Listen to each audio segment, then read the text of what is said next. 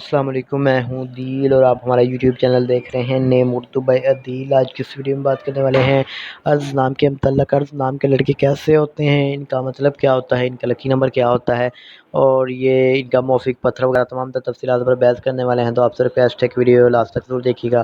اگر آپ کو ویڈیو پسند آئے تو ہمارے چینل کو سبسکرائب ضرور کیجیے گا۔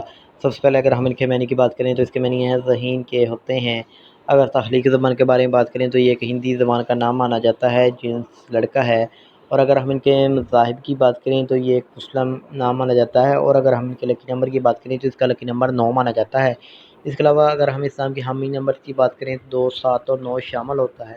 اگر ہم اسلام کے موافق دن کی بات کریں تو منگل اور جمعرات شامل ہوتا ہے۔